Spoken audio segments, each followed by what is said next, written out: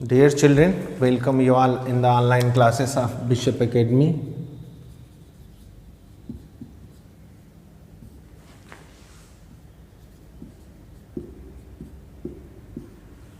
Today we shall discuss about the series LCR circuit, which is one of the most important portion of this chapter.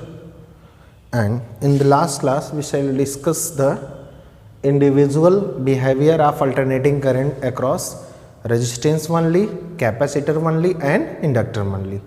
And now combinedly we shall study about LCR circuit. It means the topic is series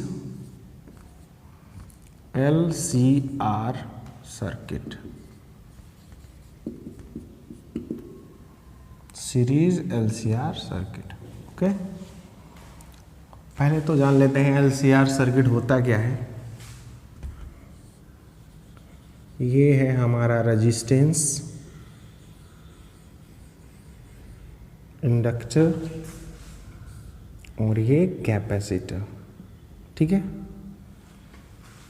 this is resistance, this is inductor represented by L and this is capacitor. Combinedly LCR, आप चाहें तो resistance उधर भी लगा सकते हैं, order से नहीं मतलब है।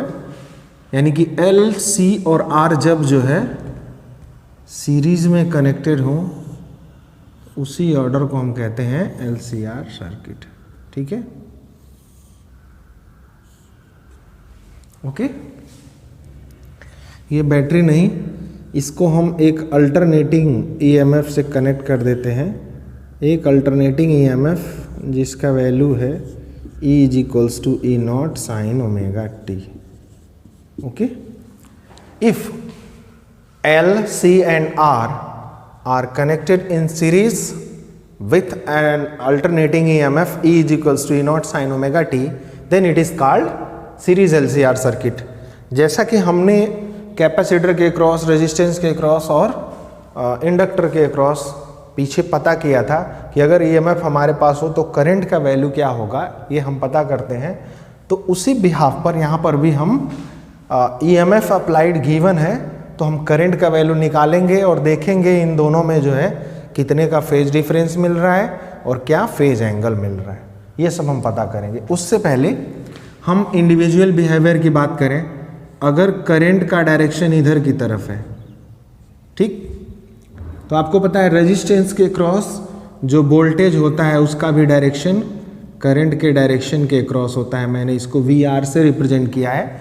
VR is the voltage across resistance and I is the current across resistance. Okay, अब इस दोनों का डायरेक्शन एरो सेम बनाने का मतलब ये है कि करंट और वोल्टेज, AC करंट और AC वोल्टेज दोनों रेजिस्टेंस के क्रॉस सेम डायरेक्शन में होते हैं।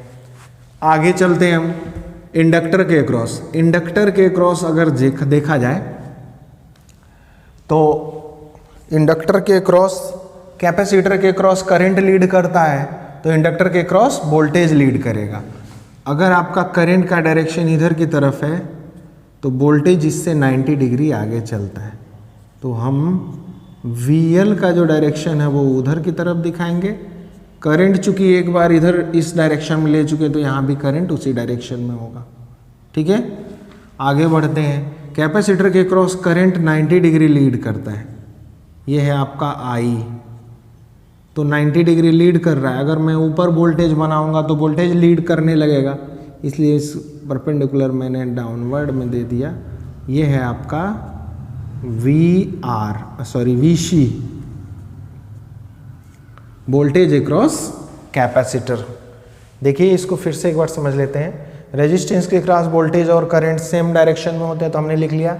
इंडक्टर के क्रॉस वोल्टेज लीड करता है करंट को 90 डिग्री, तो करंट से आगे ये है, एंटी क्लॉकवाइज हम देखते हैं। और इसको जब हम एंटी क्लॉकवाइज देखेंगे तो C for capacitor, C for current. याद करने का तरीका है, कैपेसिटर में करंट लीड करता है। ये जो है हमारे पास LCR सर्किट का डायग्राम और उसके करस्पॉन्डिंग जो वोल्टेज और करंट के फेजर्स हैं उनको हमने ड्रॉ कर लिया। ठीक है, यहाँ पर हम लिखेंगे let us consider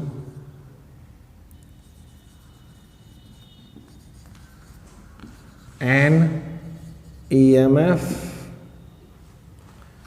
E is equals to E not sine omega T. Equation 1 इसको हम लिख देते हैं, connected across LCR circuit. LCR circuit, it's okay. अगर LCR सर्किट में ये कनेक्टेड है तो इसका मैंने डिटेल आपको फेजर बना दिया हुआ है। अब फेजर डायग्राम हम ड्रॉ करेंगे, क्योंकि इसका अगर हम मैथमेटिकल ट्रीटमेंट करेंगे तो नहीं कर पाएंगे, बहुत ज़्यादा डिफिकल्ट होगा। फेजर डायग्राम ड्रॉ करते हैं हम।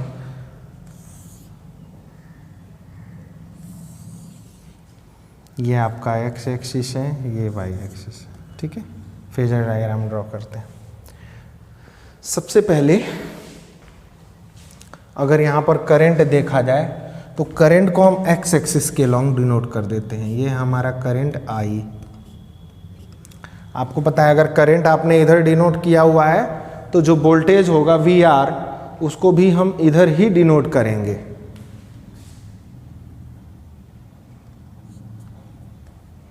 करंट आई को मैं यहाँ लिख दे रहा हूँ अगर एक्स एक्सिस पे, तो वी आर भी इधर ही हम डिनोट करेंगे। अब इसका आंसर ये है कि रेजिस्टेंस के क्रॉस करंट और वोल्टेज के बीच जो एंगल होता है वो 0 डिग्री होता है, या दोनों सेम फेज में होते हैं। जिधर करंट का फ्लो होगा उधर ही वोल्टेज का भी होगा, तो दोनों को हमने सेम डायरेक्शन में रिप्रेजेंट कर दिया। आगे बढ़ते हैं इंडक्टर। ये इंडक्टर है, इंडक्टर के क्रॉस वोल्टेज लीड करता है करंट से, तो करंट तो ऑलरेडी एक्स एक्सिस पे दिखाया हुआ है, तो इससे 90 डिग्री आगे होगा वो। इसका मतलब कि VL जो होगा वो इधर की तरफ होगा। क्लियर है। तीसरा है VC। करंट तो आपका एक्स एक्सिस के अलॉन्ग है, VC जो है 90 डिग्री पीछे चलता है इससे, तो हमने इसको 90 डिग्री पीछे ले लिया। अगर यहाँ से देखें तो रेजिस्टेंस के क्रॉस करंट और वोल्टेज दोनों सेम डायरेक्शन में है, ठीक।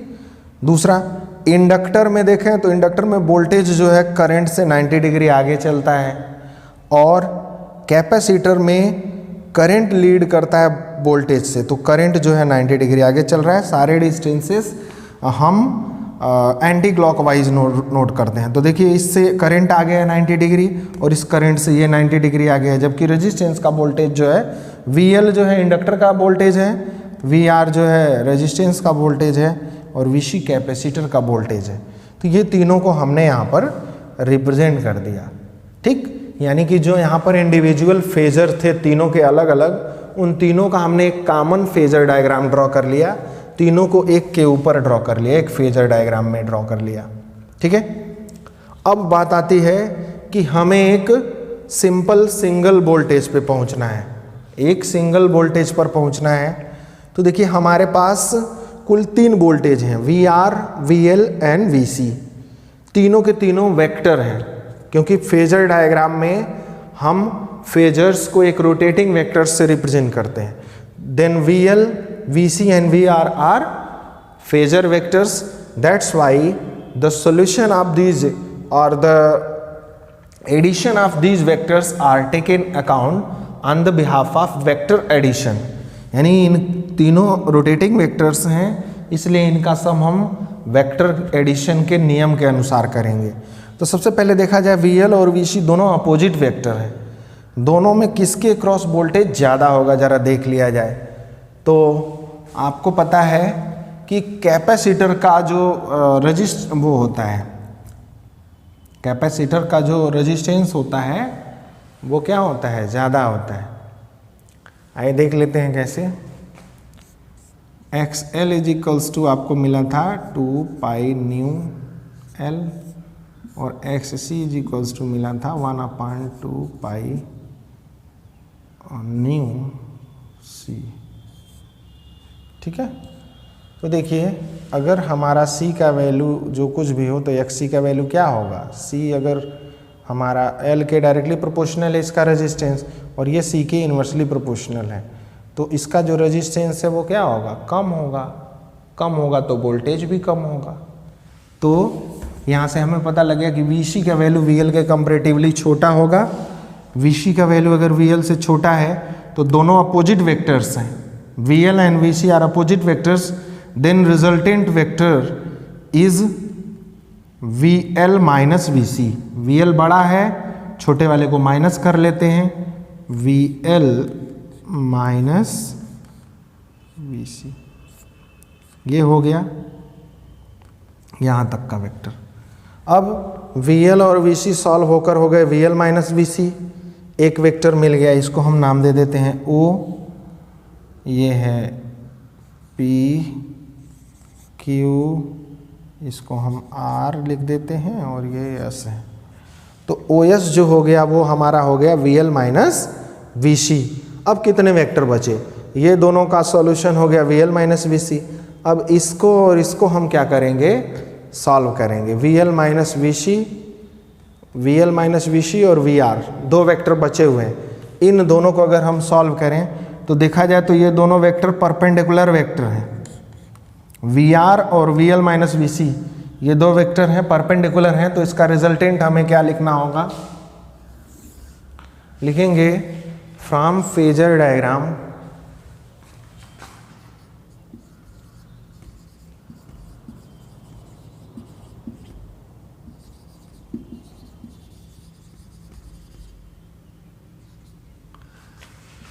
VL minus VC and VR are perpendicular vectors,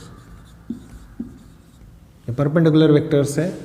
then resultant क्या हो जाएगा, अगर रिजल्टेंट वोल्टेज को V से हम रिप्रेजेंट करें तो दो परपेंडिकुलर वेक्टर्स का जो एडिशन होता है उसमें फर्स्ट वेक्टर का स्क्वायर प्लस सेकेंड वेक्टर का स्क्वायर होता है, तो टोटल वोल्टेज जो है वो जाएगा हमारा VL minus VC whole square plus VR whole square. ठीक है, ये रिजल्टेंट वोल्टेज हमें मिलेगा, ठीक ना। अब यदि हम वोल्टेज की बात करें, वोल्टेज लिखना चाहें तो ज़रा ध्यान से देखा जाए, अगर हम टोटल वोल्टेज को लिखना चाहें या पीक वोल्टेज लिखना चाहें, यहाँ पर पीक वोल्टेज की वैल्यू लिखना चाहें हम, VL इज इक्वल्स टू क्या हो जाएगा, V is equals to IR होता है, यहाँ पे हो जाएगा I0 into XL, voltage into resistance inductor के क्रॉस। VC को लिखना चाहें तो हो जाएगा I0 इंटू XC, और VR लिखना चाहें voltage across resistance is equals to हो जाएगा I इंटू R। ठीक ना, ये सारी वैल्यूज़ को अगर हम यहाँ पे सब्स्टिट्यूट करें तो V इज इक्वल्स टू हो जाएगा अंडर रूट, VL के प्लेस पर हम पुट करेंगे I0 XL माइनस VC के प्लेस पे I0 XC whole square plus I0 R square. ठीक है, यहाँ से I0 कॉमन है इनमें भी, इसमें भी, बाहर कर लेते हैं, I0 स्क्वायर होगा, बाहर निकल आएगा ये I0, अंडर रूट बचेगा XL minus XC whole square plus R square. यहाँ से I0 स्क्वायर बाहर निकलेगा, इनमें पर भी बाहर स्क्वायर है, बाहर निकलेगा और रूट से बाहर चला जाएगा I0। ये वोल्टेज का हमारे पास वैल्यू मिला। ठीक है, पीक वोल्टेज का वैल्यू मिला। पीक वोल्टेज को हम E0 से भी रिप्रेजेंट कर सकते हैं। देखिए ये हमारा पीक वोल्टेज अप्लाइड वोल्टेज है, चूँकि पीक करंट लिए हैं तो पीक वोल्टेज मिलेगा हमें, ठीक ना। तो यहाँ से हमें पीक वोल्टेज मिल गया।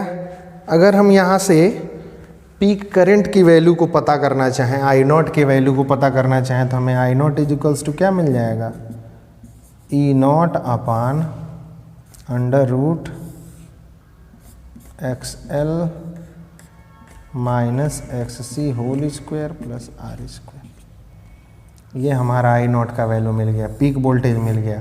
अब हम करंट का एक्सप्रेशन लिखना चाहते हैं, तो करंट के एक्सप्रेशन में हमें चाहिए आई नॉट चाहिए और यहाँ पर ओमेगा टी यानी कि फेज एंगल चाहिए, फेज। तो अगर हम बात करें रिजल्टेंट वोल्टेज की, तो जो रिजल्टेंट VL माइनस VC और VR के बीच, यानी एक वोल्टेज ये है और एक ये है, इनके बीच रिजल्टेंट होगा तो कहीं बीच में ये आएगा, जिसको हम E नॉट ही नाम दे देते हैं। और जो एंगल होगा करंट से जो लीड होगा वो एंगल फाई होगा। मान लीजिए ये E नॉट जो है रिजल्टेंट वोल्टेज है, यहाँ पर हमने जो लिखा हुआ है इसी को हम मिटा के E नॉट कर देते हैं, रिजल्टेंट वोल्टेज है ये, ठीक। और E नॉट जो है वो मान लिया जाए करंट से 5 डिग्री लीड कर रहा है, तो हमारा टास्क फाई पता करना होगा। फाई को भी पता कर लेते हैं हम।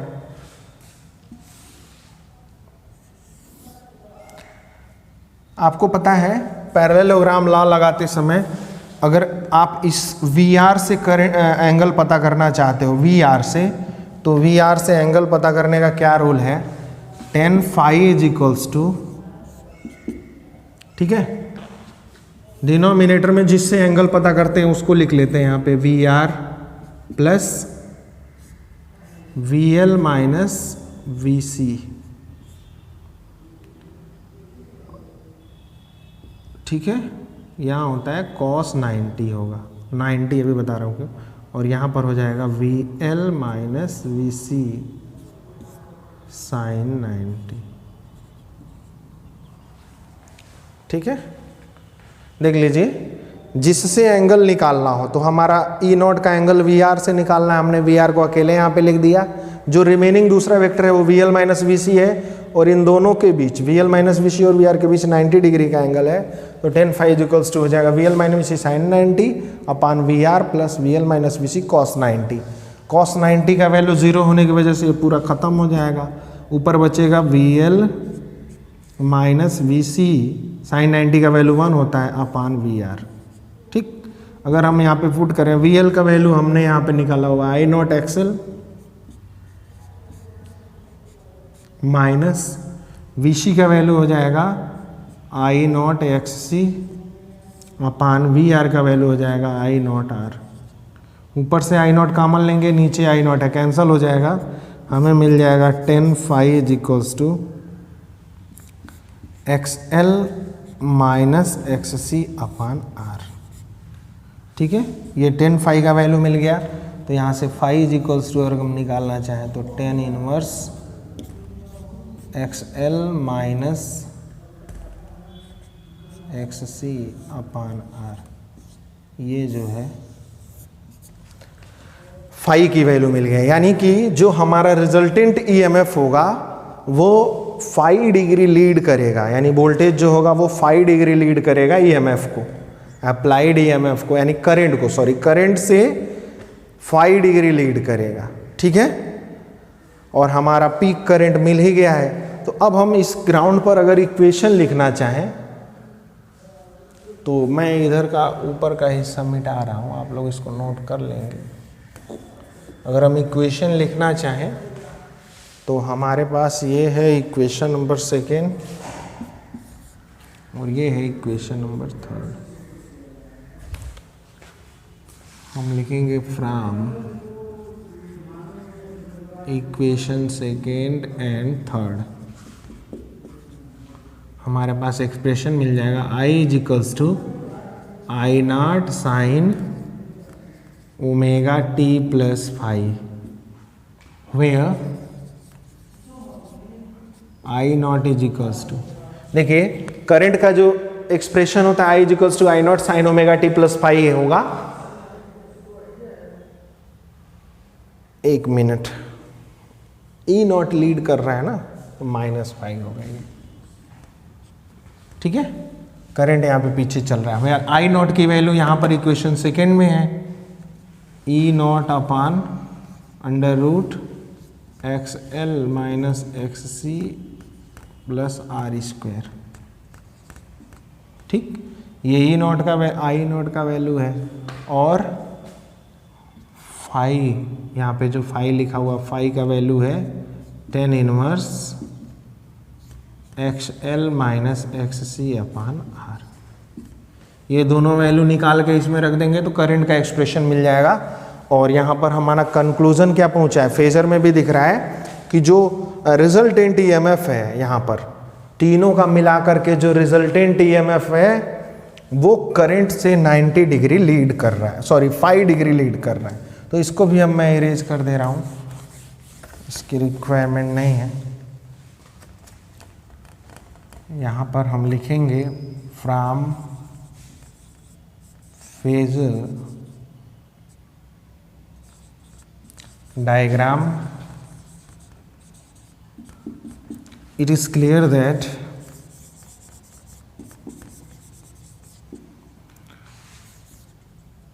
EMF leads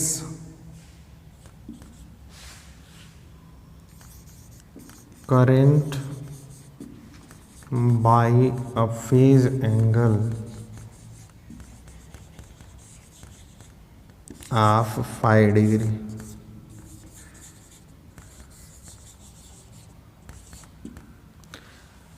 यानी कि जब हम EMF अप्लाई करेंगे alternating EMF LCR series LCR circuit में, तो जो EMF होगा वो 5 डिग्री लीड करेगा, जहां फाई का वैल्यू आपका वहां पर है XL minus XC upon R, tan inverse XL minus XC upon R। तो ये हमारा जो है अब तक क्या क्या टास्क पूरा हो गया, हमने EMF का इक्वेशन लेके चला और करंट का एक्सप्रेशन लिख दिए जिसमें पीक करंट की वैल्यू ये है और फेज डिफरेंस फाई का वैल्यू ये है। अब जो है हमें यहां पर कुछ और एनालिसिस करना है। यहां पर थोड़ा सा और एनालिसिस करना है। हमने इतनी चीजें तो बता दी कि EMF लीड करता है करंट से। एक और इंपॉर्टेंट इसमें बताना है, impedance.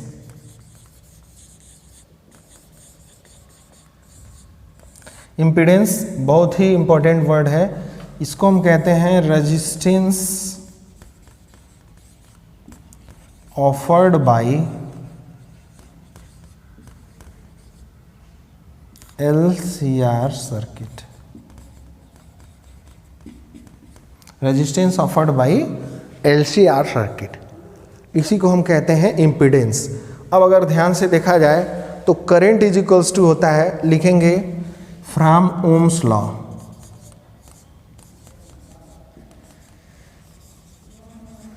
I is equals to क्या होता है V अपान R। ठीक है, ओम्स लॉ से I is equals to V upon R होता है। और यहां हमें मिला हुआ है I not is equals to E not upon under root XL minus XC whole square plus R square, ये मिला हुआ है। यही मैंने इक्वेशन सेकेंड से ये नोट कर दिया। तो अगर हम इनको कंपेयर करें,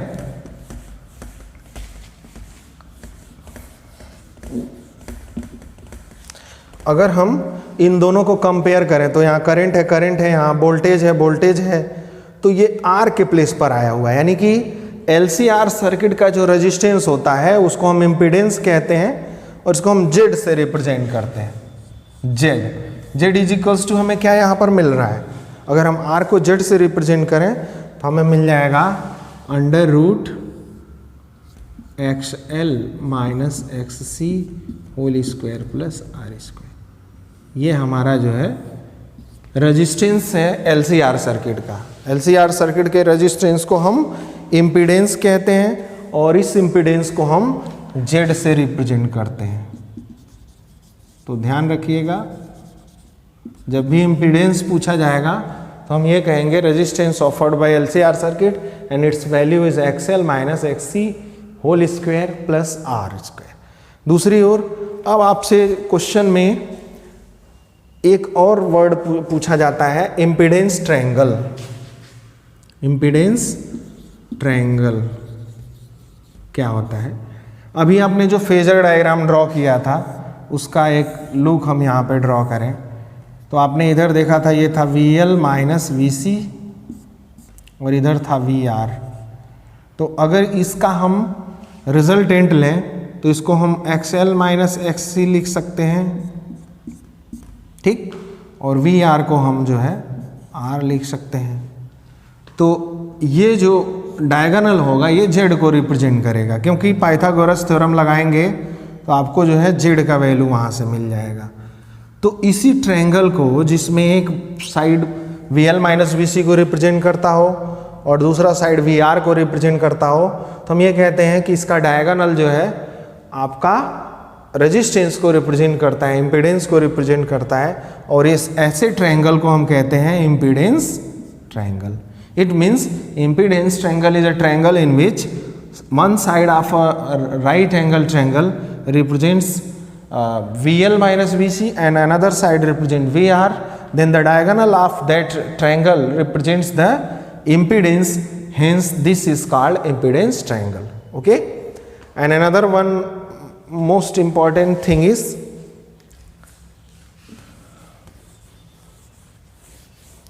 इसी के बिहाफ पर अगर आपसे LC सर्किट सिर्फ पूछा जाता है, ठीक है, अगर आपसे सिर्फ LC सर्किट पूछा जाता है तो उसमें LC सर्किट में जैसा कि आपने देखा था I नॉट